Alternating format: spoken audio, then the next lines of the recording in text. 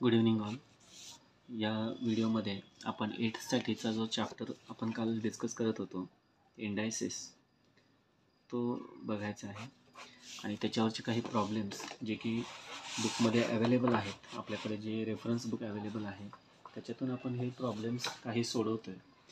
आणि books plus आपल्या ह्या नोट्स अशा पद्धतीने थोडंसं कंबाईन करून सगळ्यांनी आपल्या स्वतःच्या नोट्स काढायच्या. माझ्यासोबत तुम्हीसुद्धा प्रॉब्लेम सोडवून बघू शकता. सायमल्टेनियसली तुम्ही सोबतच प्रॉब्लेम सोडवल्याचा फायदा असा होईल की आत्ताच व्हिडिओ बघतच तुम्ही ह्या गोष्टी जर सोडवल्यात तर कन्सेप्ट लगेच क्लिअर समजायला मदत होईल. So what do you mean by indices, पहिल्यांदा ते बघूया. What is indices? If any number is multiplied bye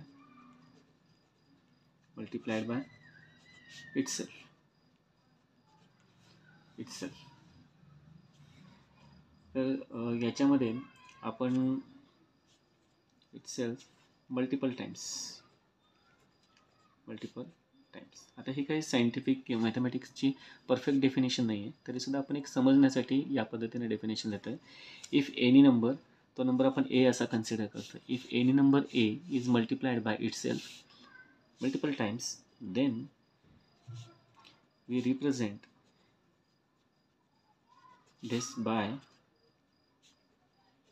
indices. This multiplication is represented by indices. या इंडायसेसने आपण दाखवत असतो. For example, A is a any number. A हा कुठला एक नंबर आहे. So if A is multiplied by again itself, that is a, then this can be represented a square. याला आपण काय म्हणू शकतो? ए स्क्वेअर.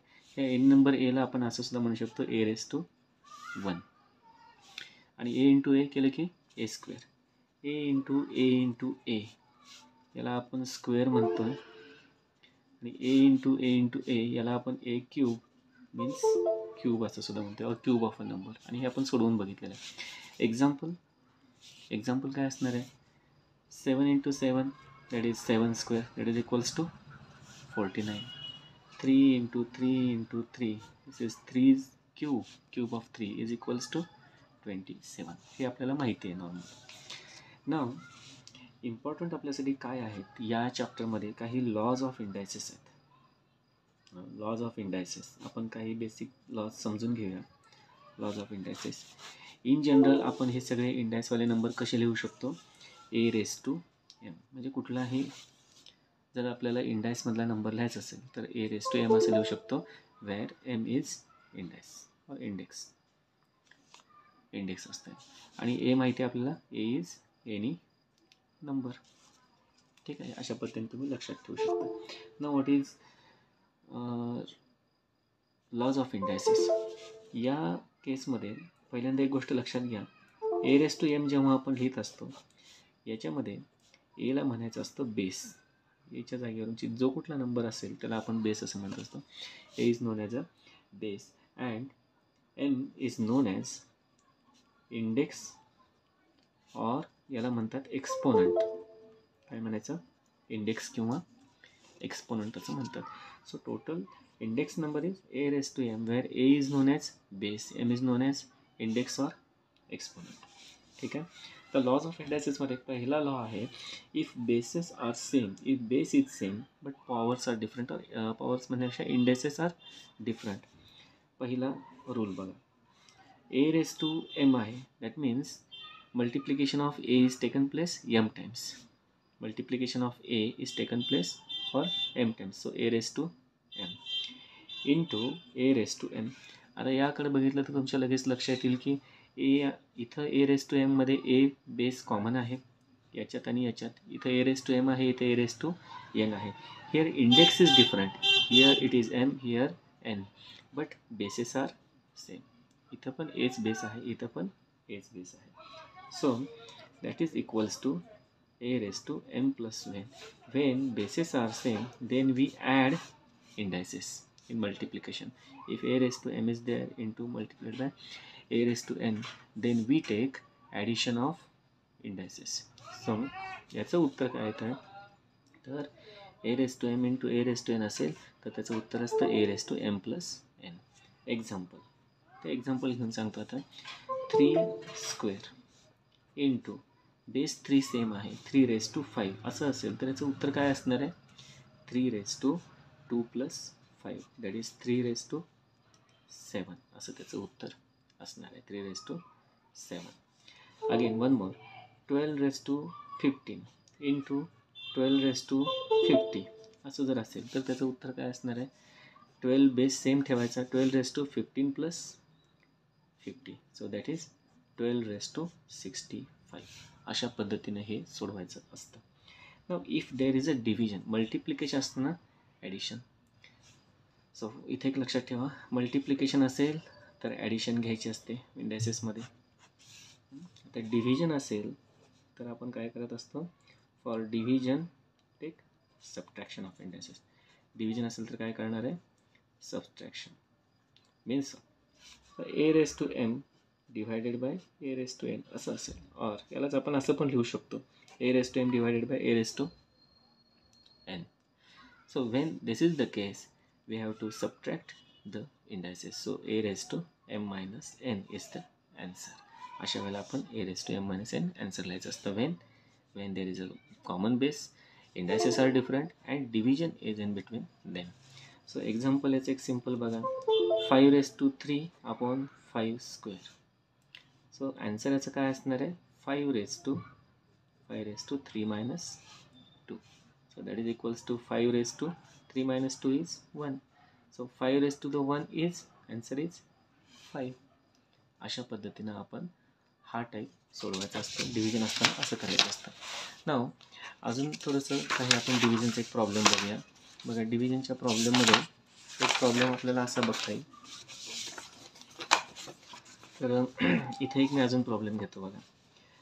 Suppose 10⁻15 upon 10⁻7. सो याचा आन्सर काय असणार आहे? 10⁻15 याचा अर्थ असतो 10⁻15 अपॉन 10⁻7 मीन्स आपल्याकडे एक फॉर्म्युला आहे. तो फॉर्म्युला कुठला आहे? a⁻m अपॉन a⁻n असेल तर आपण a⁻m - n असं लिहित असतो. This is the basic formula.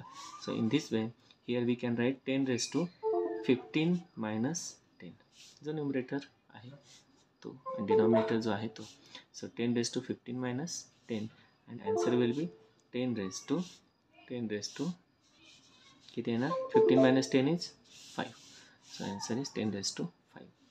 ठीक आहे. तर इथं आपण थोडंसं हे लक्षात ठेवलं पाहिजे अशा पद्धतीनं. एक एक्झाम्पल तुम्हाला अजून एक सांगतो, म्हणजे हे नेमकं काय असतं ते तुमच्या लक्षात येईल. 5⁻, suppose there is a 6. 5⁻6 divided by 5⁻2 असं असेल तर आपण नॉर्मली आपण काय करत असतो? 5⁻6 इट सिम्पली मीन्स दॅट 5चं 6 टाईम मल्टिप्लिकेशन घ्यायचं आहे. इथं 5चं 2 टाइम्स मल्टिप्लिकेशन घ्यायचं आहे. So here base is 5, m is 6. Here base is 5, n is 2. So 6 times multiplication, 5 into 5 into 5 into 5 into 5 divided by 5 into 5. Only 2 times है ना इथं. 5² means 2 times multiplication. So single 5, this 5 will get cancelled. So remaining is 1, 2, 3. So it is 5 into 5 into 5 that is equals to 5 cube. म्हणजे हे जे आपण असं मल्टिप्लिकेशनच्या रूपात लिहितोय ते एवढं लिहित बसावं लागू नये म्हणून आपल्याकडे डायरेक्ट फॉर्म्युला आपण यूज केला आहे. तर बघा, फॉर्म्युल्यानुसार 5⁻6 अपॉन 5² इज इक्वल्स टू 5⁻6 - 2. आणि इथं 6 टाइम्स घेतलं नाही ना आपण. 6 इथं 4 येणार. इथं 4 येणार कारण हे 6 टाइम्स घेतले ना आपण. इथं 5 टाइम्सच घेतलं होतं. त्याच्यामुळं हे 2 5 कॅन्सल केले आपण, पण इथं 4 टाइम्स 5 शिल्लक राहिले. इथं चुकून मी 3 घेतलं होतं, ते तुमच्या लक्षात आलं असणार आहे. So answer will B 5⁻4. So बघा, 5⁻6 - 2 हे त्याचं उत्तर येतं. सो इट इज 5⁻4 याचं उत्तर येतं. तर या प्रॉब्लेममध्ये जर हा मगाशी गोंधळ झाला म्हणून आपण अजून एक गणित सोडून बघूया, म्हणजे अजून क्लिअर समजेल. बघा, सपोज 7�8 डिवायडेड बाय 7�4. तर ह्याचं उत्तर कसं येणार आहे? फॉर्म्युलानुसार by formula 7�8 - 4. So answer will be 7�4. आणि 7�4 म्हणजेच काय? 7 × 7 × 7 × 7 असं उत्तर आहे. ह्या दोन्हीपैकी एक उत्तर येणार. आता आपण सोडून बघूया तसं येते का. 7⁻8 divided by 7⁻4. 7⁻8 means 8 times multiplication of 7. So 7 into 7 into 7 into 7 into 7 into 7 into 7. बघा 1 2 3 4 5 6 7 into 8 divided by here 4 times multiplication of 7. So 7 into 7 into 7 into 7. So 4 times 7 आहे 1 2 हे असे कॅन्सल होतात. So remaining is only 7 into 7 into 7 into 7. अशा पद्धतीनं म्हणजे आपण याला 7⁻4 असं म्हणतो, जे की आपण ओव्हरली सुद्धा काढू शकतो. 8 - 4 इज 7⁻4. अशा पद्धतीनं हा मल्टिप्लिकेशन आणि डिव्हिजनमधला इंडायसेसमधला हे 2 रूल्स आपण बघितलेले आहेत. नाव third and most important rule. Third rule बघा काय असतं. So when there are bases are different. आता आधीच्या केसमध्ये बेस सेम होता, आता bases are different. In bases are different या केसमध्ये काय करायचं ते सांगतो. आता बघा असं जर असेल A into B raise to M असं असेल, ब्रॅकेट रेज टू एम असेल, तर याचा अर्थ असा असतो A raise to M into B raise to M. We can take separate multiplication. किंवा जर ए रेज टू एम असेल into B raise to M असेल, आता इंडेक्स सेम आहे पण नंबर्स डिफरंट आहेत, तर अशा वेळेला आपण मल्टिप्लिकेशन घेऊ शकतो आणि इंडेक्स एकच वापरू शकतो. A into B bracket raise to M. म्हणजे हे दोन्ही सेम फॉर्म्युला आहेत. इकडचं इकडे लिहिलं आहे, इकडचं इकडे लिहिलं आहे, एवढंच. असं पण असतं. So this is true. This is rule for index of the product of the numbers. अशा पद्धतीनं हा फॉर्म्युला पण आहे. सेम अशीच केस डिव्हिजनच्या बाबतीत पण आहे. असंच आपण डिव्हिजनच्या बाबतीत पण सोडवू शकतो. तर डिव्हिजनच्या बाबतीत काय येणार आहे बघा. When there bases are different. So याच्यामध्ये चौथा रूल डिव्हिजनसाठी A upon B bracket raise to M असेल तर आपण A raise to M divided by B raise to M घेऊ शकतो. Or A raise to M divided by B raise to M असेल तर आपण A by B bracket raise to M अशा पद्धतीनं दोन्ही फॉर्म्युले लिहू शकतो. ठीक आहे. आय होप हे सगळं तुमच्या लक्षात आलं असणार आहे. एक एक्झाम्पल घेऊन दाखवतो याचं म्हणजे लक्षात येईल. Let's 5² upon 7². आता दोन्हीकडे बघा एमची व्हॅल्यू सेम आहे. Here base is 5, here base is 7. So we can take 5/7². Okay. अशा पद्धतीने याचं उत्तर देऊ शकतो. सो डायरेक्टली आपण स्क्वेअर पण करू शकतो. 5² इज 25, 7² इज 49. हे त्याचं आन्सर येत असं. This is true. Okay. So one more important rule. एक महत्त्वाचा आणि सगळ्यात important rule. A raise to 0 any number raise to 0 is always 1. म्हणजे कुठल्याही नंबरचा जर पॉवर किंवा index any number raise to 0 जर त्याचा इंडेक्स 0 असेल तर त्याचा आन्सर 1 येत असतं. लक्षात घ्या. So 1 raise to 0 is 1, 5 raise to 0 is also 1, 100 raise to 0 is also. कुठल्याही नंबरचा जर इंडेक्स 0 असेल तर त्याचा आन्सर 1च असतं. नेक्स्ट, कुठल्याही नंबरला जर एखादा नंबर असेल तर तो नंबर जर आपण इटसेल्फ लिहित असेल, 5 लिहित असेल तर तो सुद्धा काय असतो 5 रेज टू 1 असतो. Means A is equal to A raise to 1. एकदम सिम्पल रूल आपण लिहू शकतो. कुठलाही नंबर असेल 7 is equals to 7 raise to 1. 8 raise to 1 लिहिलं म्हणजेच 8. अशा पद्धतीनं आपण करू शकतो. ना आता कन्व्हर्जन कसं असतं बघा. निगेटिव्ह आणि पॉझिटिव्ह इंडेक्सचं कन्व्हर्जन कसं असतं. समजा आता ए रेज टू एम आहे. आता ह्याला जर आपल्याला निगेटिव्ह बनवायचं असेल इंडेक्सला तर आपण 1 upon A raise to minus M घेत असतो. हा रूल आहे. So A raise to M is equals to 1 upon A raise to minus M. आणि जर A raise to minus M असेल तर आपण रूल काय सांगतो 1 upon A raise to M. म्हणजे अशा पद्धतीनं पॉझिटिव्ह आणि निगेटिव्ह होत असतात. जर पॉझिटिव्हमध्ये असताना आपल्याला निगेटिव्ह पाहिजे असेल तर 1 upon A raise to minus M घेऊ शकतो. And A raise to minus M can be written as 1 upon A raise to M. या पद्धतीनं आपण लिहू शकतो. हे प्रॉब्लेम सोडवताना तुमच्या लक्षात येईल. याचं एक एक्झाम्पल सांगतो. If 6 raise to -5 is there then we can convert this -5 into +5 as 1 upon 6 raise to 5. हे त्याचं उत्तर असणार आहे. ठीक आहे. म्हणजे याची व्हॅल्यू आणि याची व्हॅल्यू सेमच आहे. आता -5चं मल्टिप्लिकेशन कसं घ्यायचं, तर याचं आपण असं मल्टिप्लिकेशन घेऊन बघत नाही, पण तरीसुद्धा आपण मल्टिप्लिकेशन तिथं लिहितो आहे किंवा इंडेक्सच्या फॉर्ममध्ये लिहितो आहे आपण मल्टिप्लिकेशन. पण ह्याचा अर्थ काय आहे, 1/6⁵, म्हणजे जर पॉवर निगेटिव्ह असेल तर इंडेक्स नंबर आपण कसा लिहितो, 1 लिहित असतो.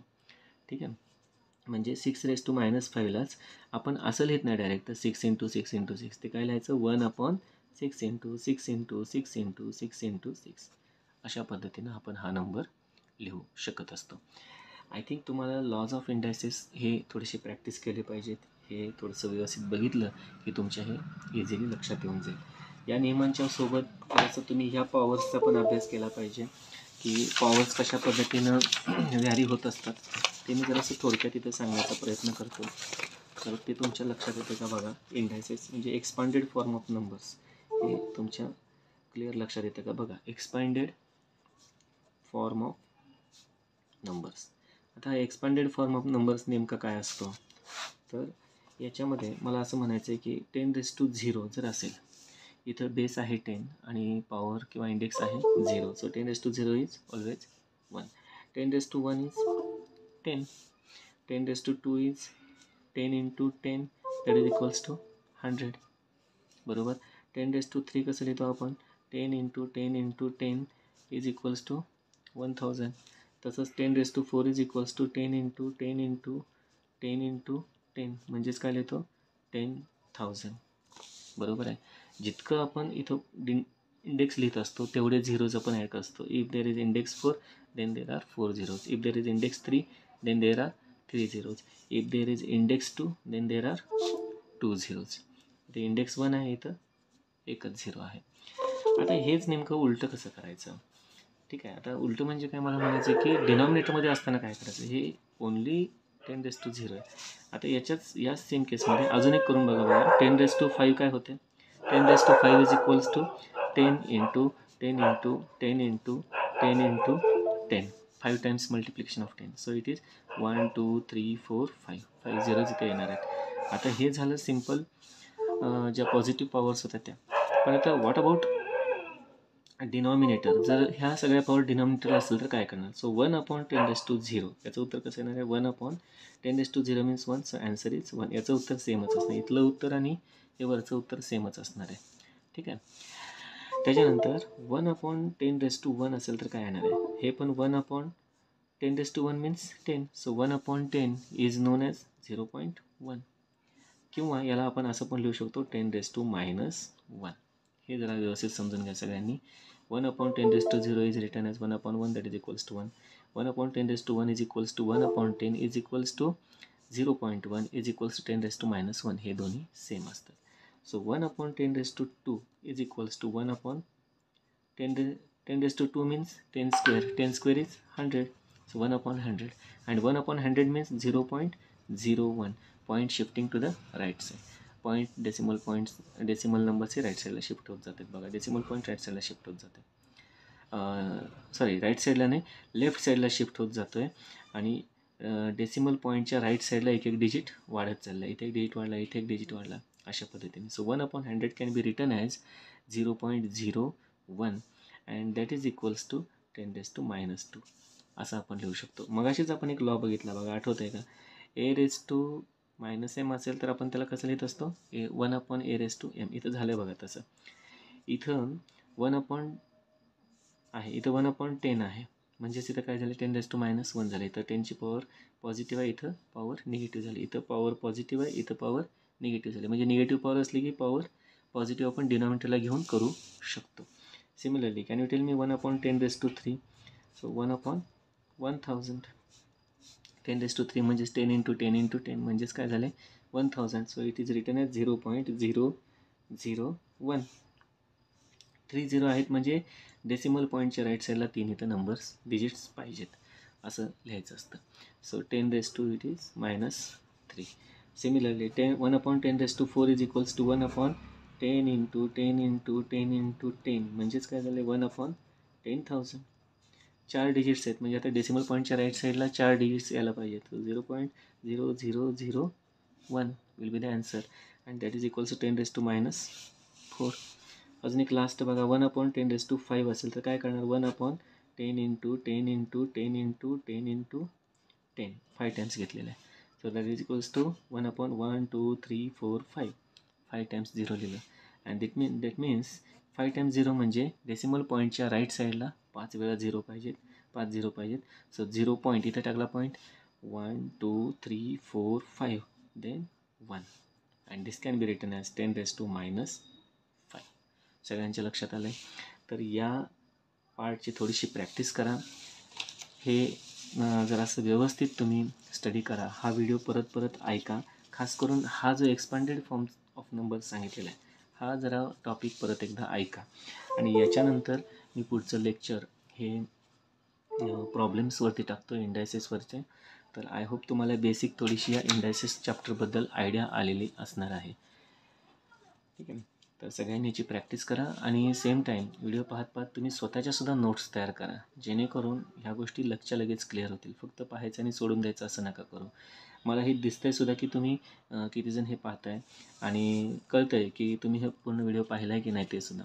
तर प्रामाणिकपणे तुम्ही स्वतःच्या फायद्यासाठी खरं तर हे पूर्ण बघा आणि काहीच नाही समजलं तर मला नक्की लेक्चर्समध्ये तुम्ही विचारू शकता. आणि रेफरन्स बुक सोबत ठेवा. दररोजच्या दररोज अभ्यासाची वेळ फिक्स ठेवा आणि तुम्हाला नक्की अभ्यासात याचा फायदा होईल. काही प्रश्न शंका असतील तर मला व्हॉट्सअप ग्रुपला टाकत चला कंटिन्युअसली. आता सातत्य पाहिजे ह्या कामामध्ये. ओके. सो अभ्यास करा आणि थोडंसं रिव्हिजन चालू ठेवा. Good night.